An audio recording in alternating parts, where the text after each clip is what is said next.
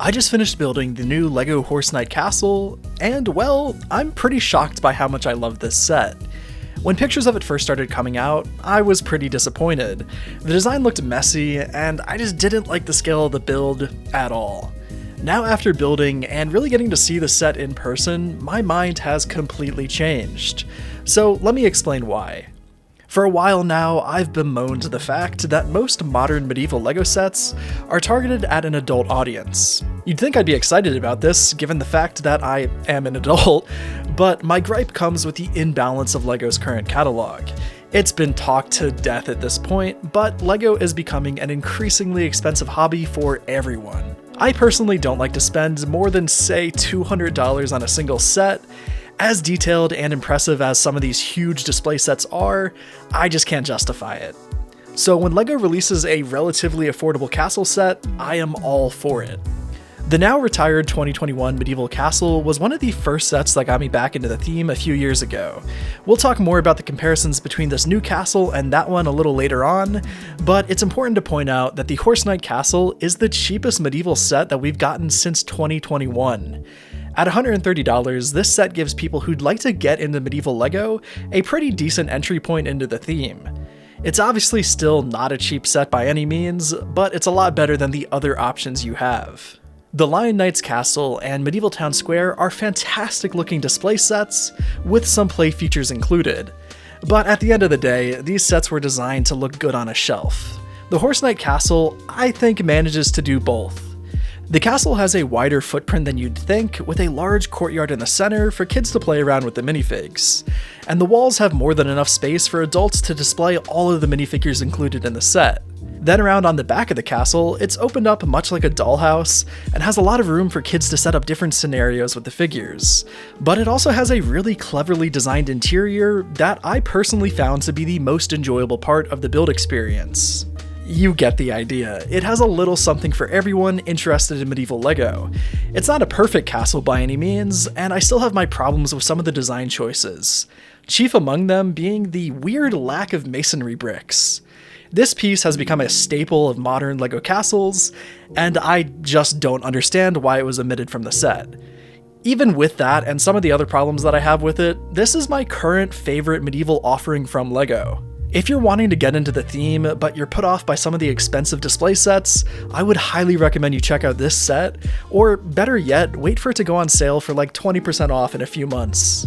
Now you may have noticed that I didn't really pay much attention to the minifigs at all in this video, and that's because I have a ton of other videos planned for them, as I'm sure you can imagine.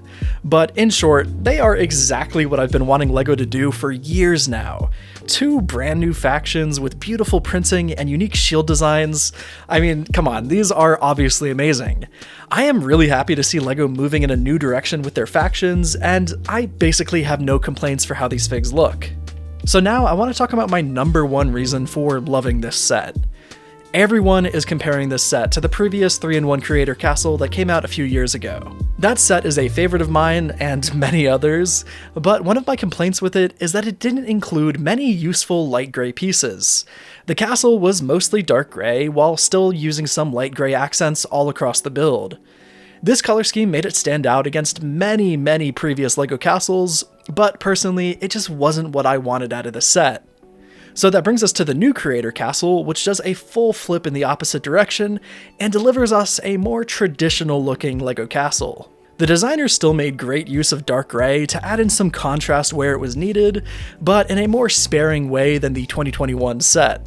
Now, of course, this is a matter of personal taste, but I think it's important to mention because of alternate builds. For those unaware, there's a website called rebrickable.com. On this site, fan designers can publish modifications and even full add-ons to official LEGO sets. Rebrickable has been somewhat of a paradise for castle fans looking to scratch that medieval itch, an itch that LEGO had barely acknowledged until pretty recently. Before this current explosion of new LEGO castle sets and minifigs, fans of the theme resorted to building their own mocks and alternate builds made by other fan designers. There are currently over 200 alt builds for the 2021 Medieval Castle on the website. That places the castle as one of the most popular sets of all time to make alternate builds for. There are some gorgeous looking fan models to find on there, and I've even made a video in the past reviewing one of them. But again, all of these models have to work with the parts included in the set, and as we discussed, most of the stonework pieces are dark gray. So now we have the shiny new Horse Knight castle. During the build, I could not help but think about how many amazing light gray parts were going into each section of the castle. So while I really like how the original set looks, I am way more excited to see what I can do with the parts, and to a much greater extent, what the collective castle community can do with it. I've already seen some really promising results, like this bookend build by Astral Bricks. It's a really clever idea, and it gives me a lot of hope for future projects once everyone gets more time with the set. Like I mentioned earlier, it does suck that the set doesn't come with any masonry bricks, but I still think that the alternate builds are going to blow us away in the coming years.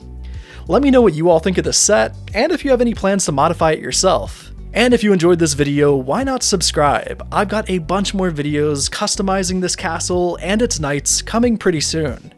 And as always, thank you so much for watching.